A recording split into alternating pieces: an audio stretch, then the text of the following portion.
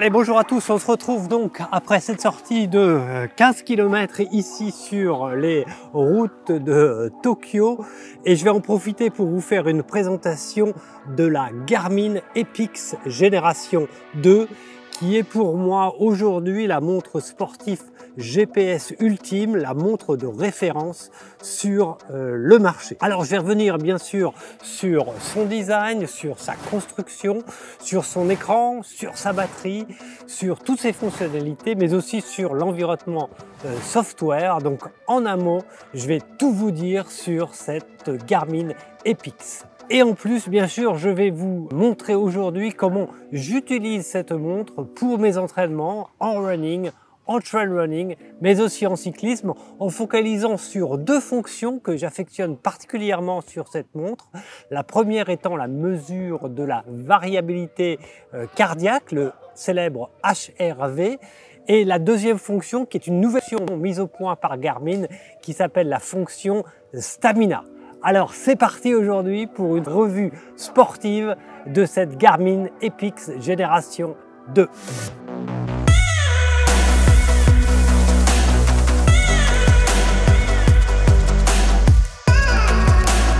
Alors cette Garmin Epix Génération 2 se situe vraiment dans le haut de gamme de cette gamme des montres GPS de Garmin. Et c'est vrai qu'on a souvent du mal à se retrouver dans cette gamme extrêmement large entre les Forerunner, les Fenix, les Tactics, cette fois les Epix. Alors si je devais décrire cette Epix Gen 2, c'est vraiment la montre ultime, c'est-à-dire que c'est une montre qui est absolument similaire dans sa construction à la série Fenix 7, donc vraiment le flagship de Garmin avec toutes les fonctionnalités des Fenix 7, mais cette fois avec un écran AMOLED, donc un écran lumineux exceptionnel. Alors en contrepartie, vous avez une légère baisse de la batterie, mais qui pour le commun des mortels est tout à fait acceptable. Alors en quelques chiffres, voici les éléments essentiels à garder en tête. D'abord sa taille, c'est une taille de 47 mm sur une épaisseur de 14,5 mm. Un poids de 70 grammes et si on enlève le bracelet, la montre fait elle-même 47 grammes. Un écran tactile, c'est vraiment là l'élément essentiel qui est un écran AMOLED avec un diamètre de 33 mm et une définition en pixels de 416 sur 416. Elle est équipée du tout nouveau capteur Elevate V4 sur lequel on va revenir tout à l'heure. Alors la batterie, c'est vraiment un élément essentiel sur cette montre.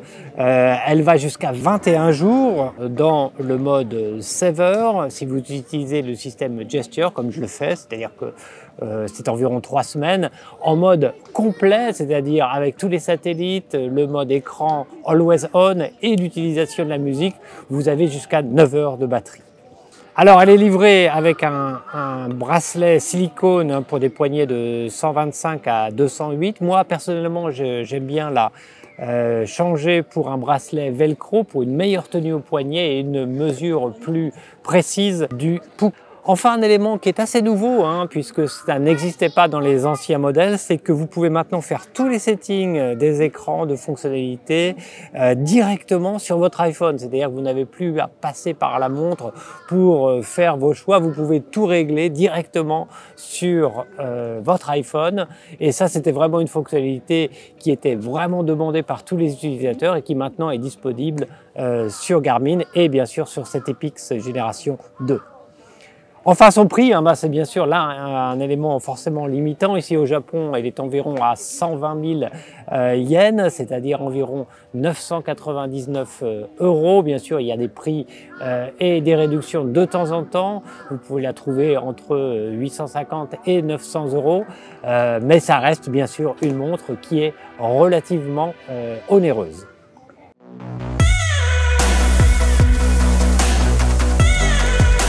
Alors, l'une des mesures que je trouve tout à fait intéressante sur cette nouvelle Garmin Epix Gen 2, c'est une mesure qui est possible grâce au nouveau capteur Elevate V4 et qui est la mesure de la variabilité de la pulsation cardiaque.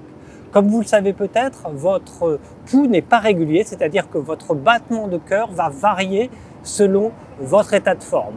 Et Cette Garmin Epix vous permet de mesurer donc le HRV, la variabilité de votre pulsation cardiaque, ce qui va vous donner une indication de votre niveau de forme. Alors vous allez devoir porter cette montre pendant environ 3 semaines. Elle va établir votre niveau de base HRV qui est pour moi entre 54 et 77. Et ensuite, tous les jours, cette montre en live va vous mesurer le niveau de HRV.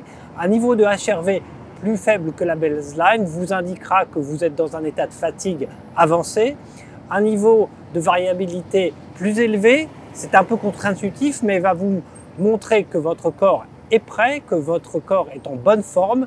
Et grâce à cette mesure, alors je vais vous montrer comment évolue mon HRV depuis quelques semaines, et on voit très bien qu'il y a une très bonne variation des moments de forme, des moments de baisse de forme, et j'utilise vraiment cet HRV pour déterminer le niveau d'entraînement que je vais réaliser dans la semaine.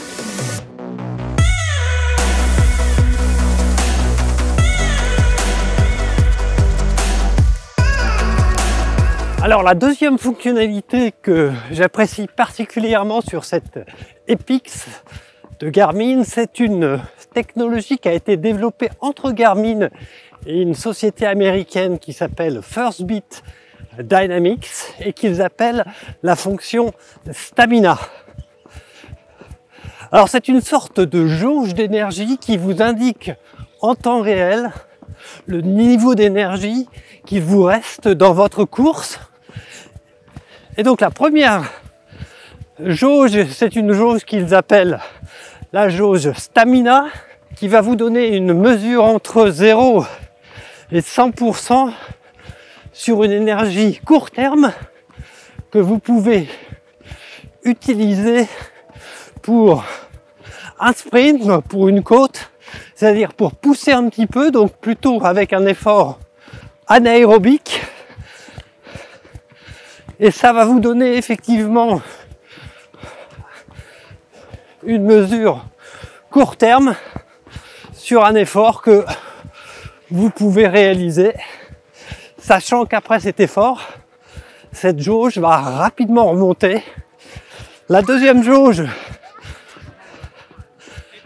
c'est une jauge qu'ils appellent le potentiel stamina, lui aussi qui est une mesure entre 0 et 100%, mais là qui vous donne une indication plus long terme sur le niveau général de fatigue et d'énergie que vous aurez déjà utilisé pendant votre running. Je l'ai mis sur un affichage en kilomètres, c'est-à-dire que la montre va vous donner la distance qu'il vous reste à parcourir ou que vous pouvez encore parcourir avec le rythme que vous avez actuellement, ce qui est hyper pratique. Et donc, ces deux éléments, la stamina court terme et la stamina potentielle, que vous pouvez voir en live sur votre montre, et ça vous donne aussi une bonne indication sur des pacing, et pensez à la stratégie de pacing, notamment pour préparer une course. Alors j'utilise bien sûr d'autres fonctionnalités, d'autres mesures sur cette Epix Gen 2, et l'une qui est particulièrement intéressante, c'est ce qu'on appelle la Training Readiness, qui est un nouveau paramètre qui a été mis au point par Garmin, qui va combiner les différents éléments, notamment de HRV, de besoin de récupération, de sommeil, de niveau d'effort sur les 7 derniers jours, donc le POC, et qui va vous donner à travers ces différents paramètres, en une seule mesure, votre capacité d'entraînement pour la journée sur une échelle de 0 à 100%. Donc quand vous vous réveillez, vous avez le journal de bord qui va vous indiquer votre training readiness pour la journée. Donc si vous êtes assez bas, il vaut mieux vous reposer, freiner un petit peu votre entraînement. Si vous avez un training readiness assez élevé, là vous pouvez partir pour une forte séance d'entraînement, pour une séance de haute fréquence par exemple.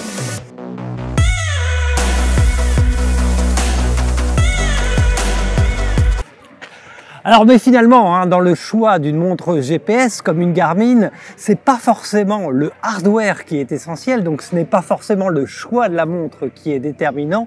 Ce qui est le beaucoup plus important, c'est l'environnement software, l'environnement d'analyse des données, et pour ça, effectivement, Garmin apporte une vraie valeur ajoutée.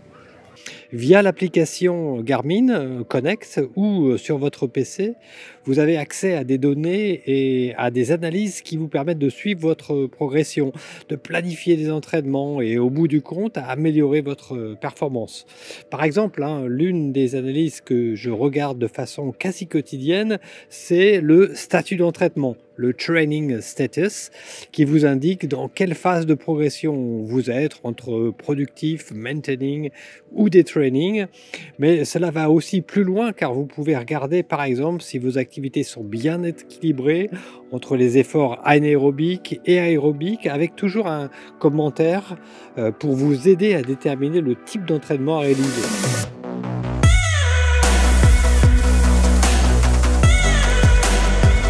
Alors j'en arrive maintenant à la conclusion hein, concernant cette Garmin Epix Génération 2. La question est de savoir si j'en suis satisfait et la réponse là est totalement oui. J'ai été vraiment d'abord bluffé hein, par cet écran AMOLED qui est vraiment d'une clarté et d'une visibilité extrême, même en plein soleil.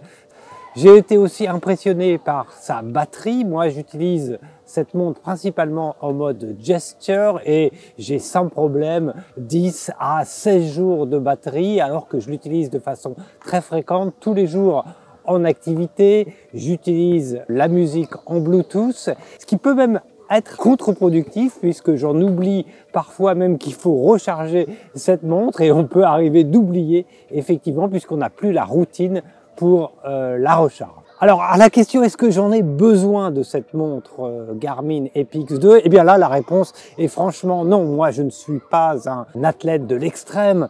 Mes sorties généralement sont des sorties en running de 2-3 heures.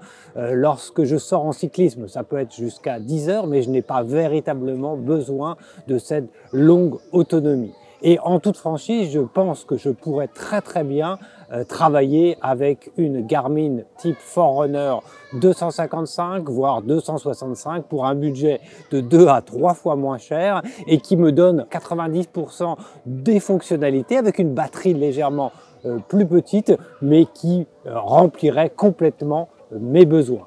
Alors ne me comprenez pas mal, je suis extrêmement satisfait de cette Epix Gen 2. J'étais avant sur une 4Athlete 745 avec un écran transflectif et là franchement je vois vraiment une différence, je prends vraiment un vrai plaisir avec cette AMOLED et aussi avec quelques fonctions supplémentaires notamment que je vous ai indiqué précédemment, notamment la mesure du HRV et d'autres fonctionnalités qui sont spécifiques à cette Garmin Epix.